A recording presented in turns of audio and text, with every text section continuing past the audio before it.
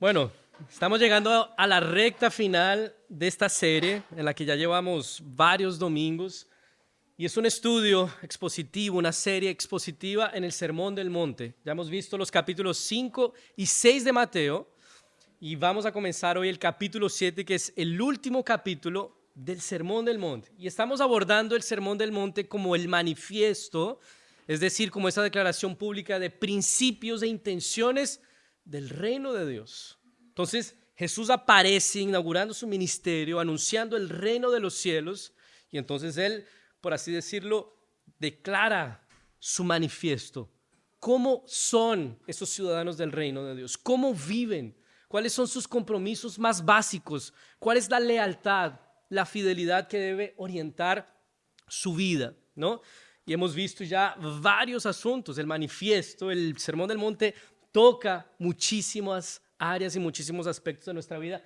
Y hoy vamos entonces a Mateo 7 y vamos a estudiar en esta mañana los primeros 6 versículos. Mateo, capítulo 7, versículos del 1 al 6. Y leamos con fe, creyendo que esta es la palabra de Dios, es inspirada por Él y que es alimento para nuestros corazones, que por esta palabra Él transforma nuestras vidas, nos capacita y nos fortalece.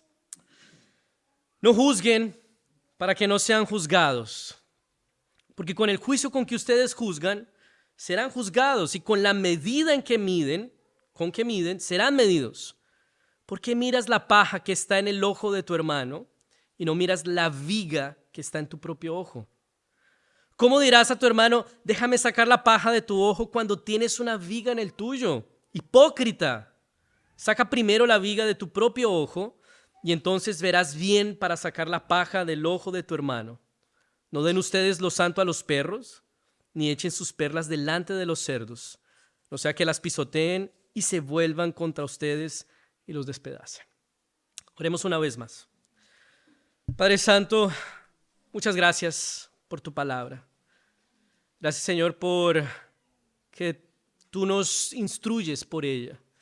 Denuncias también el pecado que, a pesar de ser ciudadanos del reino de Dios, todavía tenemos en nosotros y con el que lidiamos. Ayúdanos hoy por tu Santo Espíritu, Señor, a considerar nuestro propio pecado, Señor, para tratar el pecado de nuestro hermano. Oramos así agradecidos en el nombre de Jesús y para tu gloria. Amén. Una de las cosas que tal vez más destacan en este Sermón del Monte es la descripción del carácter del ciudadano del reino de Dios. Y es un carácter bueno, humilde, santo, obediente al Señor. El carácter del ciudadano de Dios está marcado por una ética contracultural, ¿no? Que responde con bien al que quiere hacer nuestro mal, que responde con perdón al que quiere destruirnos. Es un carácter bueno, santo, justo, que busca reflejar el carácter del rey de ese reino, ¿verdad? Ahora, no es porque nosotros somos ciudadanos del reino de Dios que ya no tenemos pecado. Seguimos lidiando con el pecado en nuestros corazones. Y uno de los riesgos de ese pecado que aún permanece en nuestras vidas es que, como ciudadanos del reino de Dios, asumamos una postura de jueces sobre los demás, con la que censuramos, criticamos y condenamos a todo aquel que no viva como nosotros, y especialmente a hermanos que han pecado. O sea, esto de ser ciudadanos del reino de Dios se nos puede subir a la cabeza y nos podría volver orgullosos, soberbios y acusadores por causa del pecado con el que aún lidiamos. No por ser ciudadanos del reino de Dios, sino por ser pecadores que tienen esa ciudadanía celestial. Podríamos pasearnos por esta tierra mirando por encima del hombro a los que no son de este reino y decir, miserables, pecadores, malditos, yo sí soy ciudadano del reino de Dios y estos impíos. Y esto nos podría suceder, se nos podría subir a la cabeza y podríamos ser como el fariseo de la parábola del fariseo y el publicano. Señor, gracias te doy porque no soy como estos. Y podríamos cometer ese error. Nuestra ciudadanía celestial puede convertirse en una licencia para apuntar el dedo a los demás, ser juez sobre los demás Y para ese riesgo que corremos por causa del pecado, el Señor nos dice, no juzguen para que no sean juzgados. Porque con el juicio con que ustedes juzgan, serán juzgados, y con la medida con que miden, serán medidos. ¿Cómo entender esa declaración? ¿Será que se trata de un llamado a que nos quedemos callados cuando vemos pecado, injusticia o herejías? ¿Que seamos indiferentes a las fallas que otros cometen? ¿Que no podamos discernir, ponderar, cuestionar y emitir un juicio sobre el carácter y las acciones de las personas? ¿Ya vieron que cuando hay algunos denunciando, por ejemplo, falsos pastores, aparecen sus defensores? Oye, el Señor Jesús nos mandó a no juzgar. Cuidado. O cuando apuntamos y llamamos por su nombre los pecados de otra persona o la vida cuestionable que está viviendo, también aparecen otros y dicen, oye, no podemos juzgar. Este es uno de los versículos que más mal se han interpretado en la Biblia, porque lo interpretan como una prohibición a tener opinión, criterio y distinción moral en ciertas situaciones, a quedarse callado delante del pecado que otros cometen, a tolerar herejías de falsos maestros. Ellos dicen, cuidado, no juzguen. Oye, Jesús está diciendo que no hay que juzgar, entonces silencio, indiferencia con el pecado, la herejía, la injusticia que otros están practicando. ¿Será que es eso lo que Jesús quiere decir con este versículo? Jesús no está prohibiendo el criterio y la emisión de un juicio, porque más adelante Él nos llama a discernir cierto tipo de personas. Y se refiere a ellos de una manera bastante chocante: perros y cerdos. Y un poco más adelante, Él nos pide atención y cautela con los falsos maestros. Fíjense, cuídense de los falsos profetas que vienen a ustedes disfrazados de ovejas, pero por dentro son lobos rapaces. Eso es un juicio. Y es un juicio que demanda discernimiento, ponderación, criterio. Entonces, no juzguen no puede significar silencio, indiferencia, perder la opinión y el juicio moral en cualquier y toda situación. No significa eso. Como seres creados a imagen y semejanza de Dios, tenemos capacidad de discernir, ponderar y juzgar valores. Entonces, ¿qué es lo que Jesús está prohibiendo aquí con esa declaración? No juzguen para que no sean juzgados. La prohibición de Jesús tiene que ver con la disposición con la que tratamos el pecado de los otros, no con el hecho en sí de emitir juicio, de tener criterio.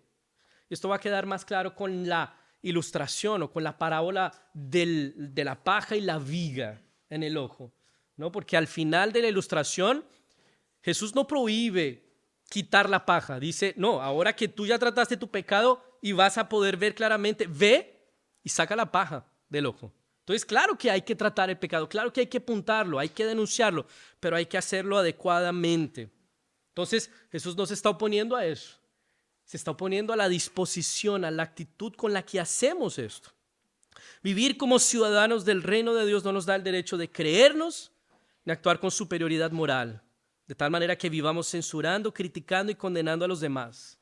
No nos da el derecho de sentarnos en una silla de jueces para apuntar el pecado de los otros, mientras que somos indiferentes a nuestro propio pecado. No por ser ciudadanos de bien podemos salir linchando a los demás, como nos ha sucedido en este tiempo, ¿no? ¿Quiénes son los que salen ahí linchando a ladrones? Los ciudadanos de bien, ¿no? Pero si aplicáramos esa misma ley a todos, oye, no sobraría ninguno. Todos seríamos linchados, porque por la ley de uno, nosotros mereceríamos linchamiento. Y el Señor está diciendo, no juzguen, para que ustedes no sean juzgados, no sean jueces. No vivan con espíritu crítico y fiscalizador, con una actitud de condena y reprobación hacia los demás, porque los consideran indignos, porque no son como ustedes, porque no tienen la misma posición que ustedes tienen delante de Dios. Como si todo eso lo hubiésemos conquistado por nuestro propio esfuerzo. Como si hubiéramos trabajado duro para ser cristianos y tener lugar en el reino de Dios. Si ves tu vida cristiana como fruto de tu esfuerzo y trabajo, como una conquista tuya, y no como un regalo inmerecido y generoso de Dios, vas a mirar con desprecio a todo el que no se ha esforzado como tú.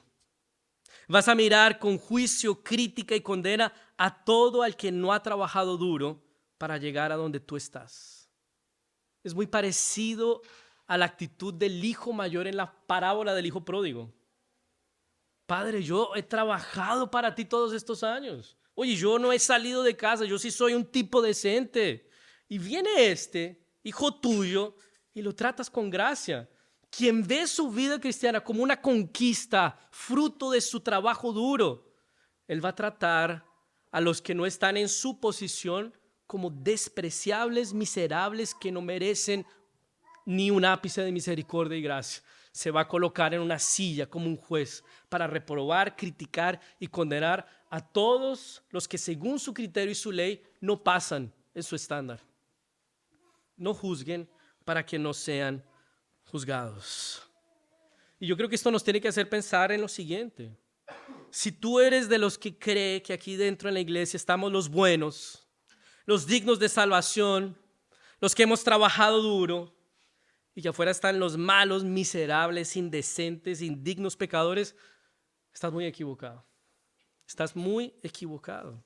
Porque aquí también están los pecadores miserables. La única diferencia entre unos y otros es la gracia de Dios. Solo eso, no es algo en ti o que tú hayas hecho. Es que Dios puso su gracia generosa, inmerecida sobre nosotros. No te puedes jactar de eso, no puedes sacar pecho porque estás aquí adentro y mirar con desprecio a los que están allá afuera. Aquí están los que fueron perdonados de sus pecados, los que están siendo transformados por gracia, los pobres de espíritu, los que saben que no tienen nada para ofrecer a Dios y que solo dependen de la gracia de Jesús. Esta es una frase algo cliché, y es cliché justamente porque es verdadera y refleja esto. La iglesia no es un museo de santos, es un hospital lleno de enfermos. Eso es lo que somos aquí. En transformación, objeto de la gracia y misericordia de Dios, objeto de la obra del Espíritu Santo, transformándonos. Unos están un poco más sanos, otros menos, pero todos estamos en este barco por pura gracia. No pienses ni por un momento que ha sido una conquista tuya, un esfuerzo de tu parte. Fue el esfuerzo, el trabajo y la conquista de otro en tu lugar, de Cristo Jesús. Entonces, cuando comenzamos a reconocernos de esa manera y cuando vemos la gracia generosa de Dios, comenzamos a ver con más gracia y menos juicio al que está perdido o al hermano que ha pecado dentro de la iglesia. La disposición para con ellos será menos como la de un juez para condenar y más como la de un médico para restaurar. Ahora, si ese espíritu crítico fuera casi siempre para los que están afuera, creo que tendríamos menos problemas en la iglesia. Pero la realidad es que ese espíritu crítico y condenatorio se da con más frecuencia aquí adentro. Los de adentro con los de adentro, más que con los de afuera. Muchos vivimos la vida de iglesia buscando acusar y enjuiciar a otros. Y eso es triste. Que muchos aquí participamos de la iglesia y de la vida cristiana y de la vida en comunidad buscando el error del otro, porque así afirmamos nuestra superioridad sobre los demás. Mientras que el otro se esté equivocando, es conveniente para mí porque me da razones para atacarlo. Una vez conversaba en un grupo de crecimiento, porque en los grupos de crecimiento abrimos el corazón y compartimos cosas que nos afectan. Y yo me vi en un momento en que mientras que alguien con quien yo trabajaba cometía errores, era conveniente para mí porque me hacía sentir que yo era el bueno y él el malo. Y cuando dejó de cometer los errores, yo no me alegré, me dio más rabia. Oye, no tengo razones para criticarlo, para juzgarlo, para atacarlo, para afirmar mi superioridad moral. Y muchos de nosotros vivimos en la iglesia de esa manera. Hermanos que ven en el pecado del otro una ocasión para terminar de destruirlos, sino para restaurarlos en amor. Personas que se dedican a buscar el error del pastor, del hermano, de la liturgia, del sermón, de la iglesia en general, viven como jueces. Y no participan de la iglesia con buena disposición, lo hacen con un corazón fiscalizador. ¿Y saben a quién les pasa eso con más frecuencia? A los reformados, a los presbiterianos, a los nuevos calvinistas. Ellos son los que con mayor frecuencia, por lo menos yo he visto, que participan de la iglesia con un corazón fiscalizador. Como fiscales del culto, de la liturgia, de la doctrina, determinan quién adora verdaderamente y quién no, quién es hermano en Cristo y quién no. Viven atacando a otros hermanos que no adhieren a las mismas doctrinas que acabaron de descubrir. Y no es por casualidad que esos nuevos calvinistas son denominados en una etapa de esa conversión como calvinistas enjaulados, porque son feroces, agresivos. Parece que leen la Biblia y la teología para buscar argumentos para debatir con otros, no para confiar más en Dios y enamorarse más de Él. Las doctrinas de la gracia, que son preciosas, que son maravillosas, que son bíblicas y en las que nosotros creemos, antes de llevarnos a ser soberbios y jueces sobre los que no son tulip o calvinistas, debería hacernos más humildes, más graciosos y más misericordiosos. Ahora, quiero reiterar que ese no juzguen no es un llamado a no discernir y no a estar atento a lo que sucede en la iglesia. Claro que debemos ser cuidadosos con lo que sucede aquí, especialmente con lo que se enseña, pero hay que tener cuidado con la actitud, con la disposición con la que hacemos esto. El problema es vivir en una actitud fiscalizadora y enjuiciadora, participar solo para apuntar los errores, para ser un juez sobre la iglesia, sobre los hermanos, y no un discípulo de Jesús que busca adorar a Dios y tener comunión con los hermanos. Ese es el problema. Ahora, quien vive enjuiciando y condenando a los demás sin desprender algún destello de gracia y misericordia, está dando fuerte evidencia de que su propio corazón no ha sido ablandado y alcanzado por la gracia de Dios, que no ha conocido el perdón del Señor, justamente porque lo que el trato generoso de Dios produce sobre nuestros corazones es generosidad y misericordia. Entonces, ¿quién es duro, juez implacable sobre los demás, fiscalizador, criticador, condenador? Él está dando fuerte evidencia de que su corazón no ha sido abrazado por la gracia de Dios, y entonces encontrará el juicio de Dios, un juicio justo, pero un juicio que no pasa por alto la iniquidad ni la transgresión, y será tratado con la misma severidad que invoca para los demás. Versículo 2. Porque con el juicio con que ustedes juzgan, serán juzgados, y con la medida con que miden, serán medidos. Y aquí viene la parábola de Jesús de la paja y la viga. ¿Por qué miras la paja que está en el ojo de tu hermano y no miras la viga que está en tu propio ojo? ¿Cómo dirás a tu hermano, déjame sacar la paja de tu ojo cuando tienes una viga en el tuyo? Hipócrita, saca primero la viga de tu propio ojo y entonces verás bien para sacar la paja del ojo de tu hermano. Esas partículas en el ojo, paja y viga, se refieren a el pecado en la vida de la persona, ¿ya? Entonces tú ves pecado en la vida de la persona, que es una paja, algo pequeño, y quieres intervenirlo, pero estás desconsiderando que tú tienes un pedazo enorme de madera ahí metido en el ojo. Es un chiste, de hecho, lo que Jesús está contando.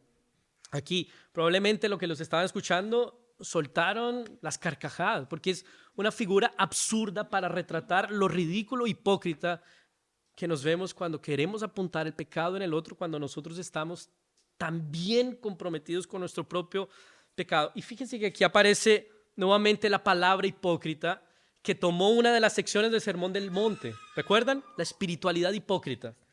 Aquella que sugiere lo que no es. Entonces, es la persona que ofrenda, contribuye, ora, ayuna, para sugerir a los demás que lo hace para Dios, pero en verdad, ¿lo hace para qué? Para ganar la alabanza de los hombres. Y aquí la hipocresía es con relación a los hombres. Queremos apuntar el pecado de los demás sugiriendo que nosotros estamos libres de pecado. Y la palabra de Dios es hipócrita.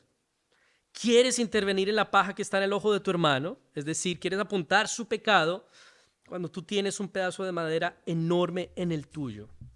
Ahora, no es un llamado esto a no tratar el pecado, no, de ninguna manera, sino a hacerlo considerando nuestro propio pecado. Así termina la ilustración. Habiendo reconocido y tratado el propio pecado, verás bien para sacar la paja de tu hermano. Entonces sí hay que tratar el pecado, pero hay que hacerlo de manera apropiada, adecuada, con gracia y misericordia, habiendo reconocido el propio pecado.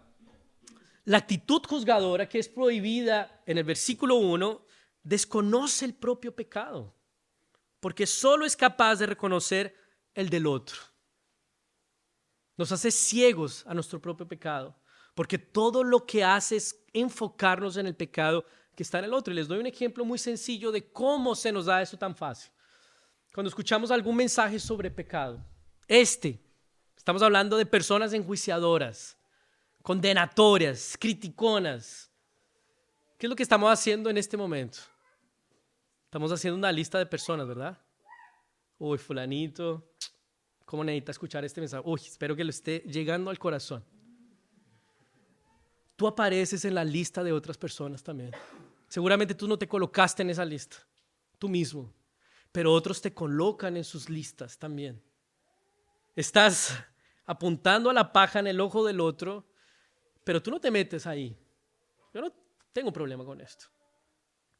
Somos así de fáciles para ser hipócritas. Todos tenemos pajas y vigas en nuestros ojos. Y para poder tratar el pecado del otro apropiadamente, con gracia y misericordia, buscando ganar al hermano y no destruirlo, necesitamos considerar nuestro propio pecado. Esa es la instrucción de Gálatas cuando se va a aplicar disciplina a un hermano sorprendido en pecado. Fíjense, Gálatas 6 del 1 al 3. Hermanos, si alguno es sorprendido en alguna falta, ustedes que son espirituales, restáurenlo con espíritu de mansedumbre. Piensa en ti mismo, no sea que también tú seas tentado. Sobrelleven los unos las cargas de los otros y cumplan así la ley de Cristo. Porque el que se cree ser algo y no es nada, a sí mismo se engaña. Entonces, esa actitud juzgadora nos hace ciegos a nuestro propio pecado, porque lo único que produce es enfocarnos en el pecado del otro. Pero hay algo más que hace esta actitud juzgadora o enjuiciadora. Aparte de hacernos ciegos a nuestro propio pecado, también nos hace ciegos a todo lo bueno que Dios ha hecho en la vida de esa persona. Nos hace ciegos a sus virtudes. Nos hace ciegos al progreso que esa persona está viviendo en su santificación. Todo lo que vemos con esa actitud juzgadora es su error. Reducimos su vida, toda su vida, a ese pecado y no la podemos ver aparte de eso. Esa persona es esto y le caemos encima por esto. ¿Recuerdan lo que hizo Jesús en el lavapiés cuando le iba a lavar los pies a Pedro? Pedro no se lo permitió en un principio.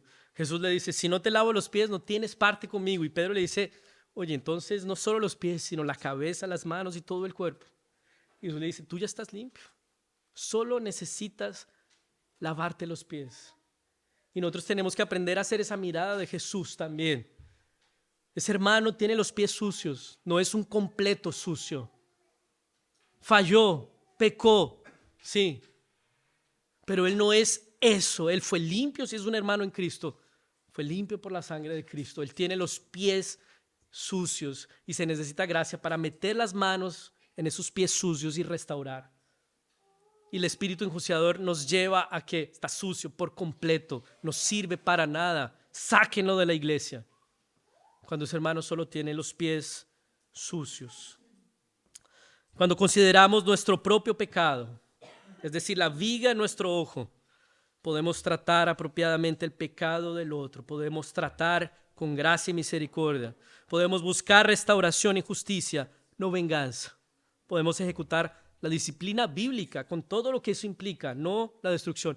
Yo no estoy aquí diciendo que hay que ser ingenuo, liviano, ampliamente tolerante, cómplice, por así decirlo. No, hay que aplicar la disciplina, hay que denunciar el pecado, pero hay que hacerlo con el propósito de ganar al hermano. Ese es el propósito bíblico, no de destruirlo, de restaurar al hermano, no de terminar de pisarle encima. No fue así que Jesús nos trató. Ahora, no todo el mundo va a abrazar esa intervención. No todo el mundo le gusta que le intervengan el ojo para sacarle la paja, ¿verdad? Porque es un proceso doloroso. Es algo que duele, que cuesta, que nos deja en una posición de vulnerabilidad. Y no todos van a aceptar. Y entonces el Señor nos pide discernimiento en esos casos. ¿Qué hacemos con aquellos que se vuelven contra nosotros con hostilidad cuando queremos corregirles, cuando queremos restaurarles? Y ahí viene el versículo 6. No den ustedes lo santo a los perros, ni echen sus perlas delante de los cerdos, o sea que las pisoteen y se vuelvan contra ustedes y los despedacen. Jesús usa palabras bastante fuertes para describir un tipo de personas que tenemos que discernir para no insistir. Entonces, serio. Y dar el paso de desistir de una persona es algo muy serio que demanda discernimiento. Ahora, los perros a los que Jesús y sus oyentes, o los que tienen en mente, no es el Noah, que está allá donde Juan y Alejandra, o el de ustedes también allá, los que tengan perros, o sea, la mascota, limpiecita, bien comportada algunas, buenita, todo esto, no. Los perros que ellos tienen en mente son perros como los que están allá sueltos en San Pedro de Atacama, que ya han matado en los últimos meses 2 personas, salvajes, agresivos, hostiles, no tienen nada de doméstico en ellos, salvajes, agresivos, todo esto.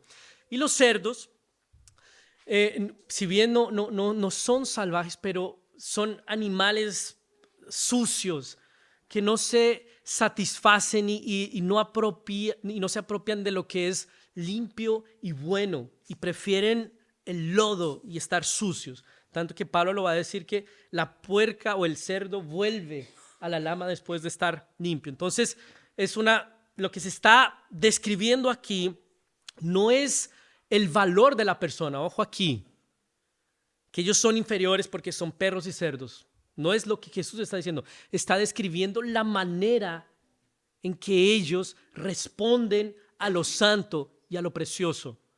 Como salvajes, como los perros, y con desprecio por lo santo, como los cerdos. Eso es a lo que Jesús está refiriendo aquí. Entonces el punto es describir la hostilidad y la agresividad y el desprecio con la que responden ciertas personas y no su valor diciendo que son enfermos. Tiene que ver con lo que está ahí en Proverbios 9, 7 a 8, esta manera de responder.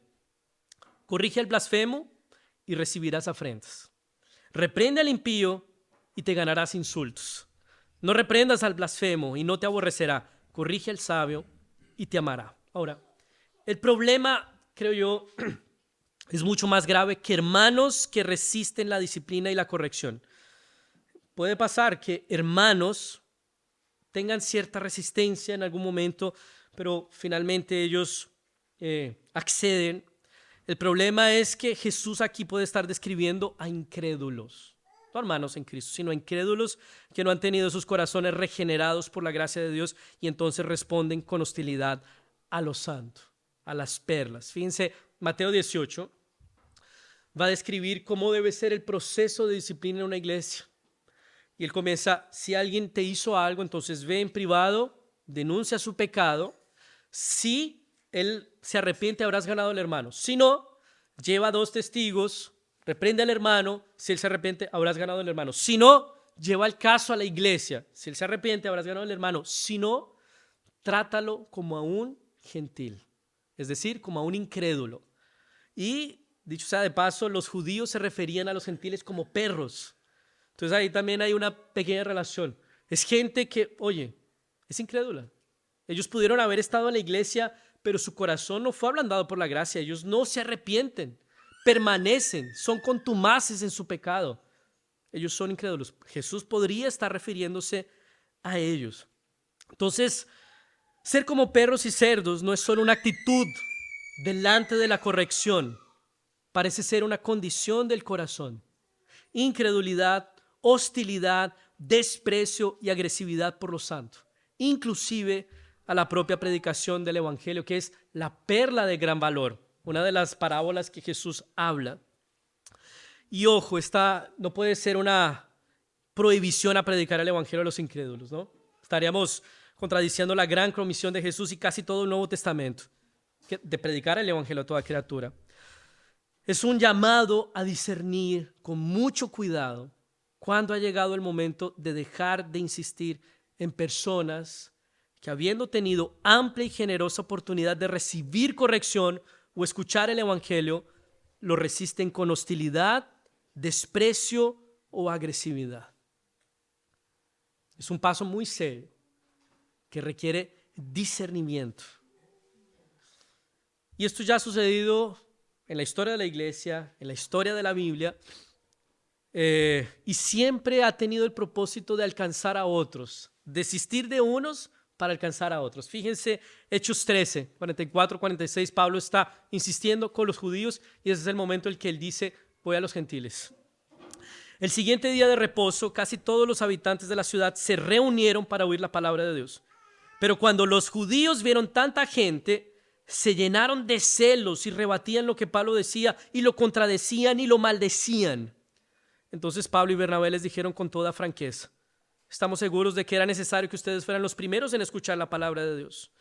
Pero como ustedes la rechazan y no se consideran dignos de recibir la vida eterna, ahora vamos a predicarles a los que no son judíos. Entonces fíjense, la desistencia por una persona siempre debe ser para alcanzar a otras. Es un paso muy serio y es un paso después de mucho discernimiento. Este versículo no puede ser una justificativa para desistir rápida y fácilmente de las personas. Muchos aquí fuimos resistentes en algún momento al Evangelio. Yo fui uno de ellos. Y hubo personas a nuestro lado que siguieron insistiendo en nosotros. Y necesitamos seguir insistiendo en aquellos que cuestionan honestamente, que tienen sus dudas, que están eliminando barreras al Evangelio, que están y permanecen en la conversación del Evangelio. Y eso puede durar años. Eso puede durar años. Sin embargo, también somos llamados a dar un paso cuidadoso a desistir cuando sea necesario. Perdón. Para finalizar, esta sección es un llamado a no sentarse en una silla de juez sobre los demás, viviendo para apuntar, juzgar y acusar el pecado de los otros sin considerar el propio. Es más bien un llamado a abrir los brazos para corregir y restaurar el pecado del otro, considerando el propio. Pero también es un llamado a no desperdiciar el abrazo con quien no quiere ser abrazado, con quien no quiere ser corregido y restaurado. Es un llamado a no lanzar piedras sobre los demás. ¿Por qué? Porque nadie está libre de pecado. Es un llamado a tratar con gracia. Piensa en lo siguiente. La única persona que realmente podría agarrar piedras y arrojárnoslas porque estaba libre de pecado, porque está libre de pecado, decidió soltarlas, hacerlas a un lado y no hacerlo. La única que lo podría hacer. La única persona libre de pecado decidió abrir los brazos para perdonarnos. La única persona que puede objetiva, real y justamente condenarnos decidió no hacerlo. Todo lo contrario, decidió poner el pecho por nosotros, recibir el castigo en nuestro lugar para que nosotros fuéramos tratados con gracia y misericordia. Esta es la perla de más grande valor. Que el Hijo de Dios, Jesucristo, el único capaz de apedrearnos, no lo hizo. Él mismo sufrió las piedras y el castigo. Y la pregunta es, ¿cómo vas a responder a esa perla de gran valor? ¿Como un perro? ¿Como un cerdo? Es fuerte, ¿verdad? No hay nada más importante y fundamental en la vida de un hombre, de una mujer, que esconderse detrás de aquel que recibe las piedras en nuestro lugar. Fue lo que hizo la mujer adúltera. Ella se escondió atrás de Jesús. Jesús se colocó delante de la multitud. Y no hay nada más importante que esconderse atrás de Jesús, confiando en Él. Él recibe por mí el pecado, Él recibe las piedras, Él recibe el castigo.